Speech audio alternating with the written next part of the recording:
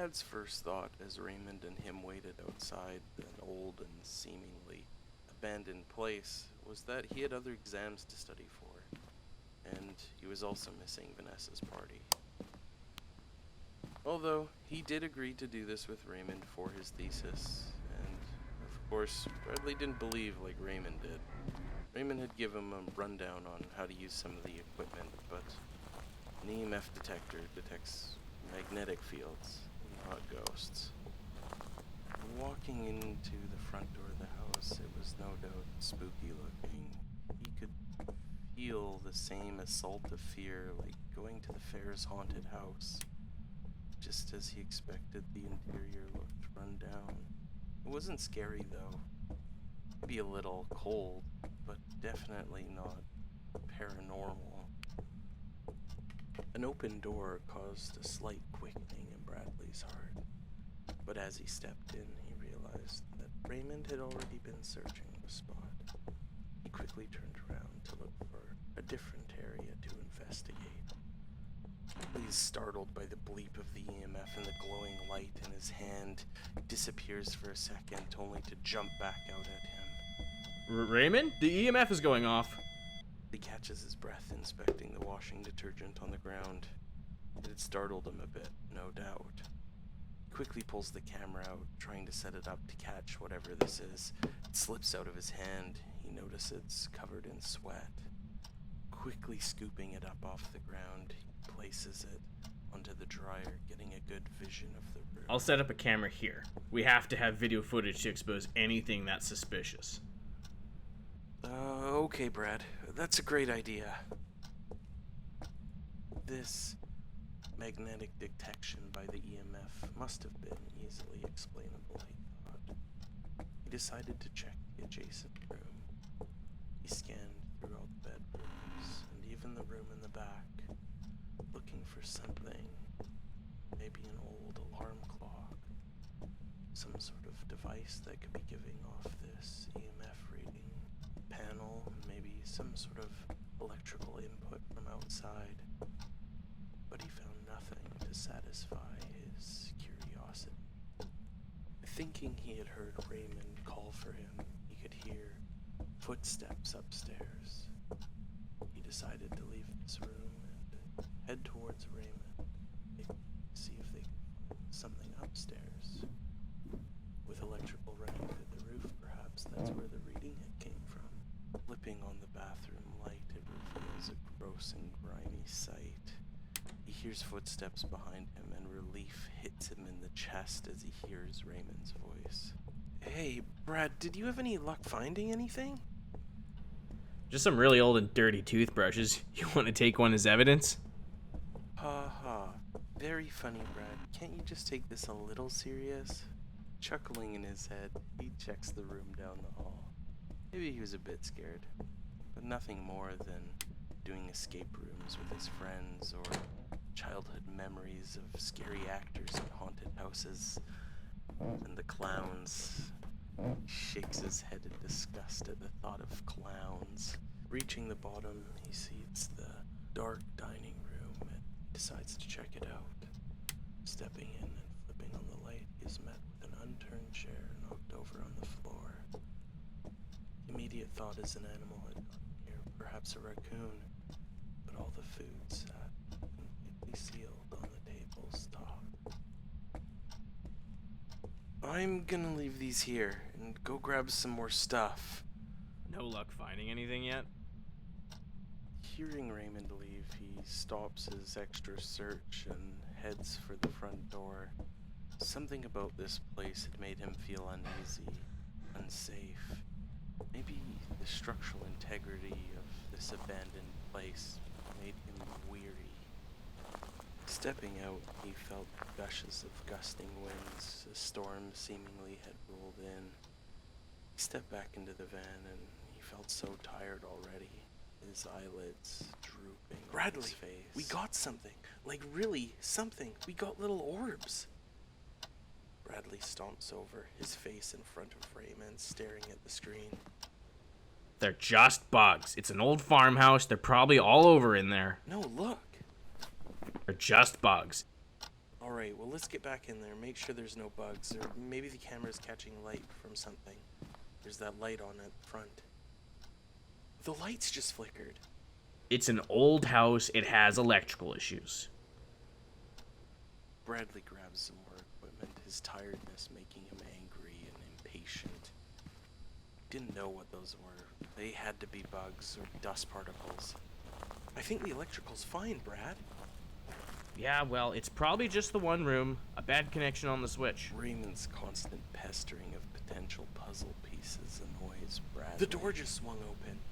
The door, it just swung open. Bradley heard what Raymond had said about the door swinging open, but Bradley stood outside the door to the house as the wind blew in past him. The door just swung open! The front door's open.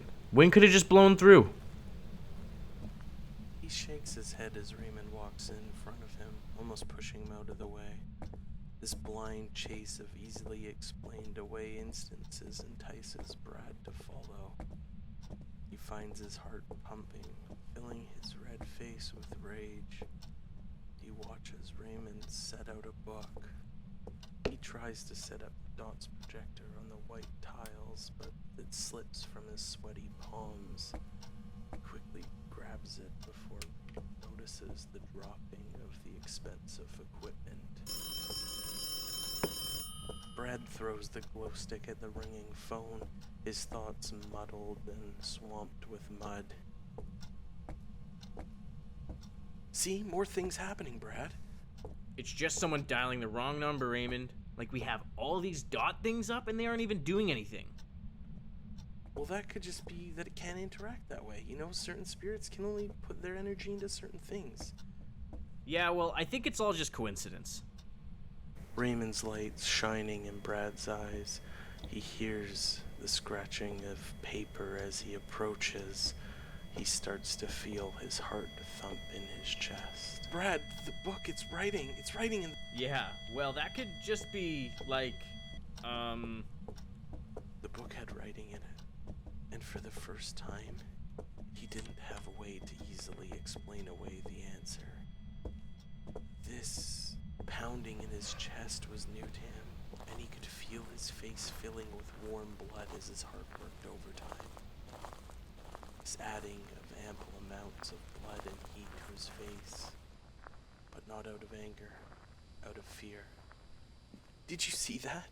That is proof. He checks the activity meter and sees that it had detected an anomaly during their time inside.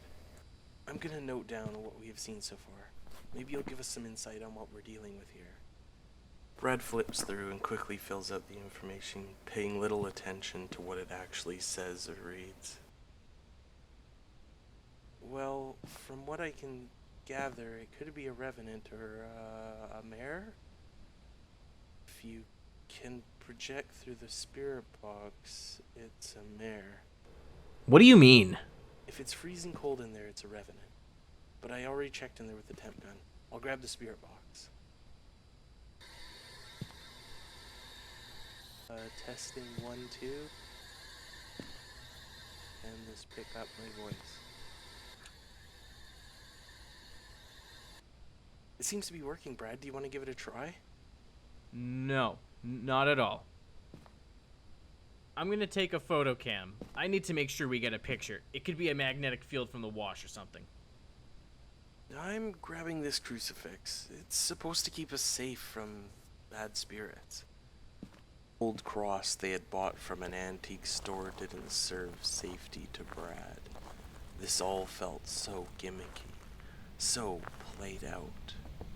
Armed with both a video and picture camera, Brad was ready to expose the reality of the situation. Brad was filled with determination to reveal the truth of Raymond's belief, reveal it in fact was a hoax. Is anyone here? He did calmly, listening to his friend speak to the other side. Where are you? Voice, a gargling, dead, demonic voice of gurgling dread. He turned and ran. Did you hear that, Bradley? He ignored Raymond, and he ran. He was panicking, truly panicking. The memories of actors jumping out and scaring him at the fair returned. This isn't a joke. Maybe Raymond was right. that thought was quickly swallowed along with his fear as logic returned to him. Did you hear that? It must have been some sort of radio talk show coming through, and it was distorted or something. He peeked in the window, looking for something that had made that voice. Logic continued to remind him that it was a radio or a hoax, but his natural instinct is to make sure nothing was there. Are you there? Where did you go? Yeah, I'm here, just peeking in the windows. He decides to open the door again, just to make sure the window isn't blocking something, but nothing's there. I noted on the whiteboard that we should try to detect it on the motion sensor. Maybe cleanse the area. This is a motion sensor, right? I'm not sure. I think so. It's also saying our sensors are reading low. We should take those supplements we got. Okay, I'll do that. I'm gonna take this salt in, see if it walks through it. Maybe we can get some footprints. Do you want to cleanse the room? I'm just taking a camera for the footsteps, if there were some. Okay, good idea. We'll come back and cleanse. Footsteps and salt, it seemed, as the night dragged on, the tiredness of time wore each of them differently. Maybe cleansing would be a better thing to do, the side of belief making its argument in his head. But a quick rebuttal of logic reminded him having a camera out at all times will help him disprove unusual happenings.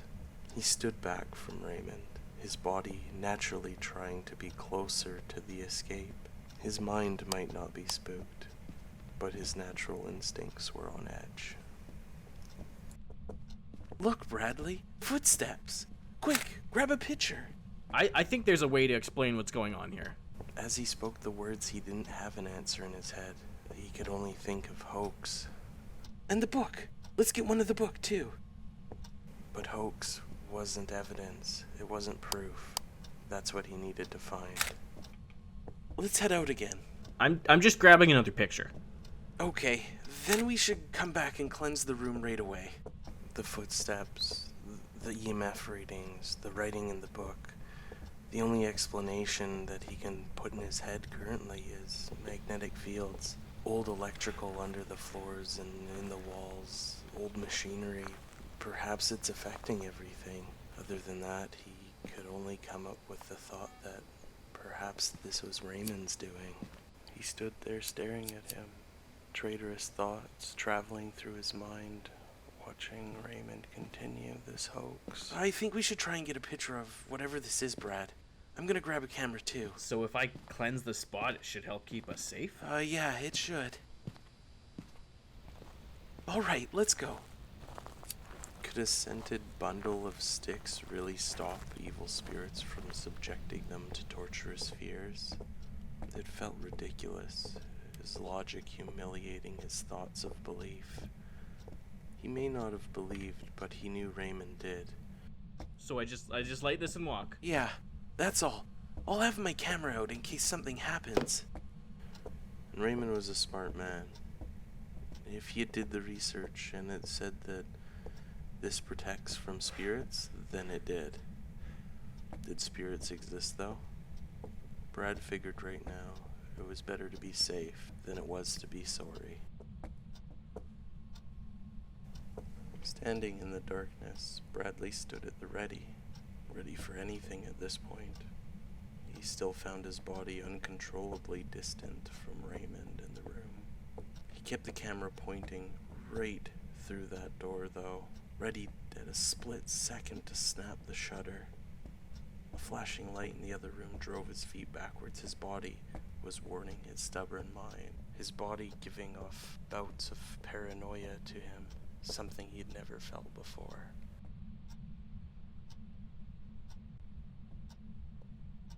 Can you show yourself to us?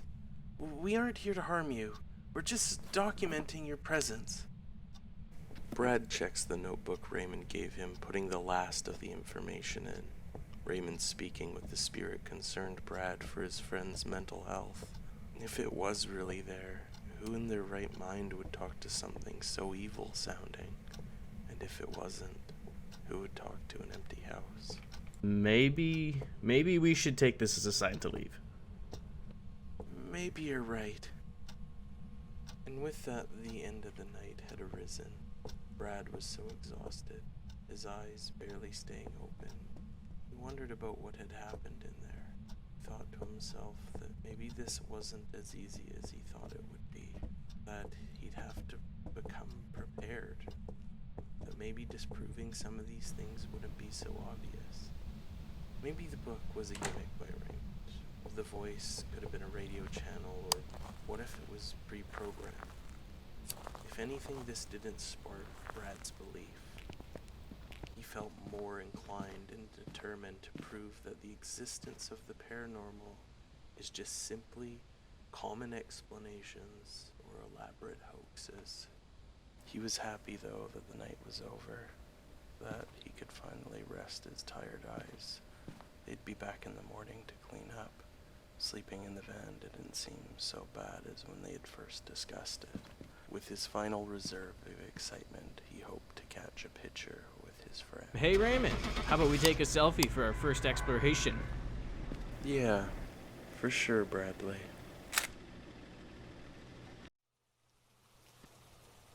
Thank you everyone for showing up for the second part of the first episode of the Phasmophobia story series, this time showcasing Bradley's side of the story. If you liked the video, please leave a like, and if you're hoping to catch the other episodes of the series or other story series, please feel free to subscribe and hit the bell icon.